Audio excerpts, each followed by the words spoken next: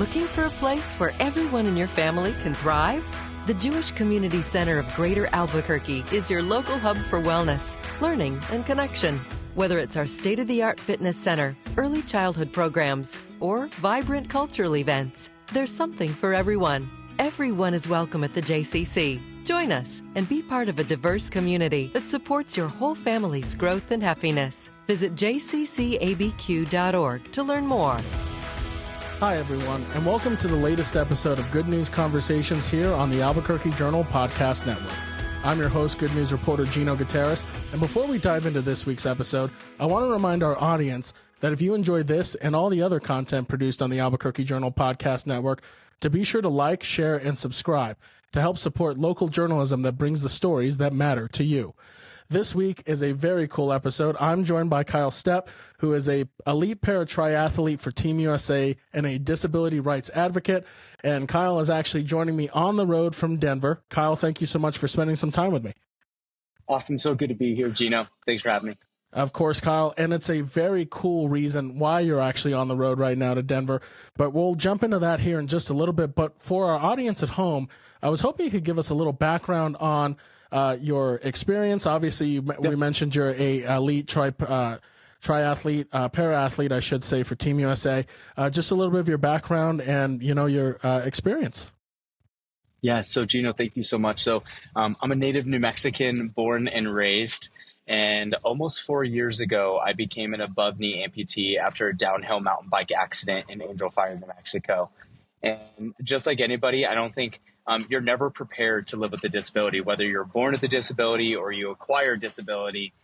But like most New Mexicans, right after I became an amputee, was thrown into the reality of we have a really broken healthcare system. That unfortunately, we have a healthcare system that is not designed for people with disabilities. We still have a system in society that's designed for able-bodied folk. And so really working to, over the past 4 years, have fell into the world of creating better access for people living with limb loss and limb difference in New Mexico, and then also doing quite a bit of work nationally and internationally with nonprofit organizations. And so when I became an above-knee amputee, was thrown into the reality of you're going to have to fight for your access. And I kept questioning why. Why do we have it this way? And, I was fortunate enough to really be able to self-advocate for what I need and get the care I need. And it was through that process I learned, that's not the reality for a lot of countries and not the reality outside of the United States. And fell in love with quite a few organizations, but two in particular, So Everybody Can Move, which is a state-based legislative initiative in the United States. And then the Range of Motion Project, which is providing access to prosthetic care for people living with limb loss throughout Latin America. Yeah, and Kyle, you bring up a really, really good point. I've done a few stories through the Good News Beat that have dealt with individuals dealing with prosthetic care, the struggle there can be to kind of access that care. You mentioned it right then and there that the access is not always easy for most individuals to navigate. I'm curious for you, what was the biggest hurdle that you encountered? Gino, one of the biggest challenges for people with limb loss is getting access to the appropriate devices they need to reach their goals. One of the beautiful things is I'm also an osteosarcoma survivor. So my freshman year of high school, I was diagnosed with a rare and aggressive bone cancer. And I spent 12 years living with chronic pain and fears and doubts and just tons of insecurities. And when I was diagnosed with osteosarcoma, they replaced my left leg with stainless steel and put metal implants in my leg because the ultimate goal is to preserve my limb. And Gino, I spent 12 years fearing amputation because of a couple of reasons. I feared amputation because in my mind, I thought if I become a person with a disability, all of my dreams and hopes around becoming an athlete or just being able to navigate everyday life would be a lot harder. And I think a lot of that had to do with lack of representation. So unfortunately, especially in the media, you see people with disabilities that live sedentary lifestyles. And to be honest with you, a lot of people live sedentary lifestyles is because they can't get access to what they need. It's not that because they don't want to, it's because they can't get access to the appropriate devices. And so I think what that looks like is, unfortunately in New Mexico prior to last year, the work I did, we had a fragmented insurance coverage in New Mexico to not getting appropriate insurance coverage. where insurance companies could actually bill extremely high out-of-pocket costs. And so it makes it extremely unaffordable to get access to an everyday prosthetic, let alone being told if you want to be physically active, you can't even get access to the devices to be physically active. So prior to the work a team of us did in New Mexico, is insurance companies would routinely deny access to prosthetics for physical activity under the notion of it's not medically necessary. And so, we were able to change that law in New Mexico. But one of the things I learned is through the work of doing legislative work in the United States is I also learned outside of the United States, we have public health systems that are not providing the care they need to people with limb loss. Unfortunately, especially in Latin America, there's really broken public health systems, and the only ones that can get access to appropriate prosthetics are those that are wealthy. And the reality is 9 out of 10 individuals outside of the United States can't even get access to an everyday walking device because A, they either don't have insurance, or B, the public health system cannot provide them the care they need. And that's why the Range of Motion project that's working in Latin America is addressing that need. Yeah, and it's a fantastic initiative, and it's a big part of our conversation. But you touched on two things that kind of lead me into my next question there, Kyle. It's the devices that people need to pursue what they want to pursue in life, and it's also ensuring that there's proper access. Where you are right now and what you're kind of doing in Denver, Colorado is kind of indicative of that. You're on your way to Ecuador to actually participate in a climb for the Range of Motion project, but you had to make a pit stop in Denver. Why are you in Denver? I'm visiting Denver. I actually have an amazing prosthetist here in Denver. I'm lucky enough that my insurance in New Mexico is able to allow me to visit a prosthetist in Denver. And we actually built an entire mountaineering leg. So as an above-knee amputee, I wear a socket on my residual limbs. That's essentially where my femur is and my quad is. And then connecting below that is a prosthetic knee usually, and then designing a custom foot. So the reality is when I'm climbing, I'm going to be climbing up a 19,000 foot glaciered volcano. And, as a glacier volcano, you're going to be on ice and snow, and to be able to have a custom foot that is built. So we actually, we took a prosthetic foot and then we epoxied it with crampons. To be honest with you, it's a bunch of DIY engineering to be able to make it. Yeah. But that allowed what that's going to allow me to do is to be able to navigate that glacier at more ease. Is it still going to be extremely hard? Absolutely. But I'm going to be able to have a custom device that allows me to be able to move through the mountain, hopefully a little bit more effectively, and have a little bit of an easier time as my goal is of trying to reach the summit of Cayambe. Yeah, and for our audience who's just listening, they're probably thinking, man, that's pretty crazy. A 19,000-foot volcano, as Kyle mentioned, Cayambe Mountain in Ecuador. And this climb is a part of several climbs that are being made in the next few weeks for the Range of Motion project. So, Kyle, I'm curious. I'm sure our audience are probably all thinking this right now. Why attempt this climb? Why is this so important to you? One of the beautiful things about this climb is it shows the symbolism of what's powerful. It shows the power behind what's possible when you have access to appropriate prosthetics.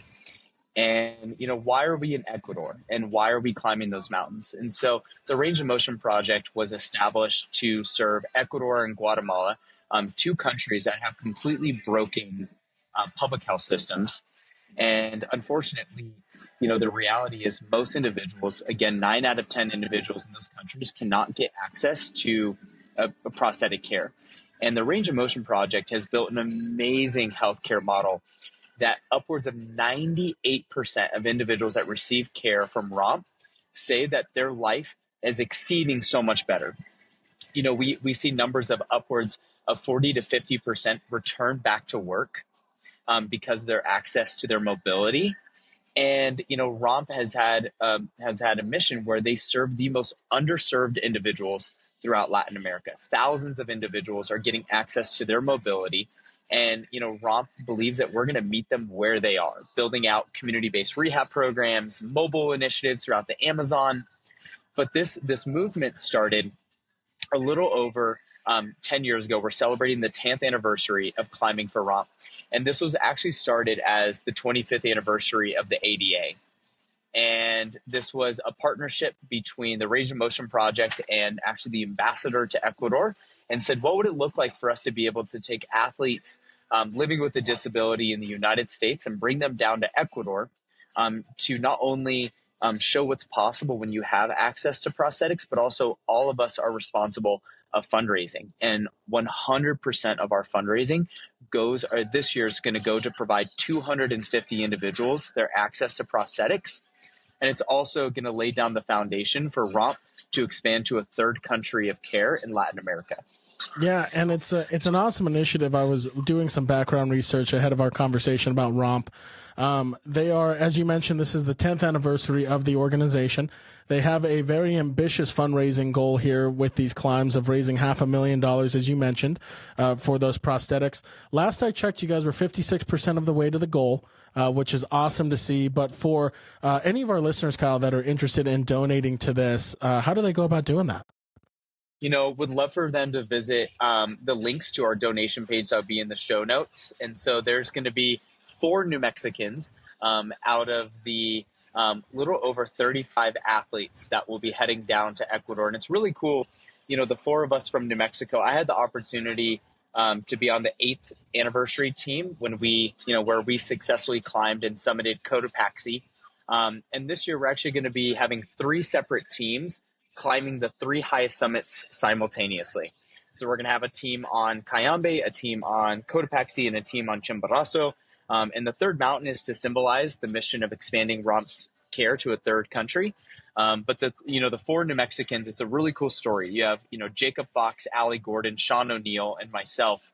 And really special connection. Sean, I grew up in boys' homes and foster care. And after I finished up chemo in high school, I became really close friends with Sean. Sean was my camp counselor at a camp in New Mexico for kids with cancer called Camp Enchantment. And it was where I met Sean. And it was the first time I had someone that showed me the power of the outdoors. And I fell in love with the outdoors because of Sean's passion. And Sean, at the same time, Sean lost his dad his senior year of high school, and it was trying to, discover who he is after that loss, and started volunteering at the Camp for Kids with Cancer and became my camp counselor. And, Sean has been heavily involved in, the work that I've done with pediatric cancer, and, was there with me after I had my mountain bike accident and I became an amputee. And Sean has always been a huge advocate for our community. And so Sean's going to be joining us on that climb alongside our best friend, Jacob Fox, who's the owner of Little Bear Coffee. And it's, special connection is, Jacob is one of the first individuals that was there with me on my first hike after I had my amputation. And, Jacob actually, as the owner of Little Bear Coffee, has had a huge believer in partnering directly with farms to provide them their coffee beans. And so there's a really unique opportunities that, Jacob's built phenomenal relationships with farmers in Latin America. And for him, he understands mobility is everything. There's quite a few people that unfortunately that do experience limb loss that are not only working on these farms, but are also coming from these communities that Jacob is working with. So there's that connection. And then Allie Gordon is an emergency medicine doctor here in New Mexico. And Allie and I became friends on the trails. And lo and behold, we learned that Allie was an adaptive ski instructor. And so there's really cool connection between the 4 of us, being a part of this 10th anniversary team. And there's athletes from all over the world joining us. But it's really cool that there's going to be 4 New Mexicans working their way to the summit. So, Kyle, I'm curious if you could give us kind of, I guess, the rundown. How is the hike going to work? How long do you guys anticipate it taking? Yeah, so most of the athletes are going to be arriving on Friday evening, and I'll kind of give you the rundown of the week. Saturday, we're actually going to have the whole team. So Friday and Saturday, the whole team is going to be spending some time at the clinic. So it's really cool as we, over the past week, have had a lot of new individuals that are going to be, new patients of Romp that just got casted. So what that means is we casted their residual limbs so we can start the process of fabricating their sockets. So a bunch of us are going to be volunteering in the clinic, getting our hands dirty, helping, make some of the sockets for the patients in the next couple of weeks. And then on Saturday, we'll get up. We're going to be getting everyone's gear distributed. We have some amazing partners that have provided the mountaineering gear. And then Sunday, we'll be starting our first training hike. So we're going to be climbing up to a 13,000 foot mountain right outside of Quito as all 3 teams. And then on Monday, we're going to distribute to our separate mountains. And we're going to get ready to stay at Refuge. And we're actually going to be Tuesday and Wednesday doing glacier training and more training hikes. So quite a bit of time acclimating, because you have individuals all the way from Houston, Texas. Luckily, New Mexicans, we have a little bit of altitude under our belt, especially those that we love hiking in the Sandias. So we at least get a taste of 10,000 feet. But, we'll spend 2 days, Tuesday and Wednesday next week, doing some glacier training and getting some more acclimation hikes at 13 and 14,000 feet. And then our official climbs will start Wednesday night. And so we start at nighttime because the glaciers can often become unstable during the day. And so you want to go at nighttime when the glacier is frozen, it's hard packed. And so it will take us about 4 to 5 miles hiking up. And it will be a couple thousand feet of elevation gain. So to put it in perspective, it will take us between 6 to 9 hours to climb to the summit. Wow.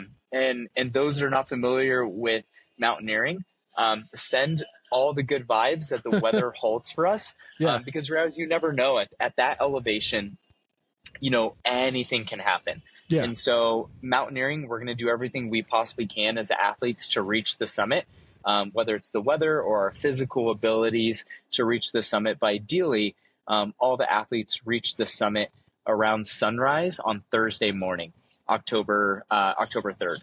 Fantastic. And Kyle, in listening to your story, the one thing that has struck me is resilience. You mentioned you're a cancer survivor. You dealt with cancer in your teenage years. You have dealt with a leg amputation following a bike crash.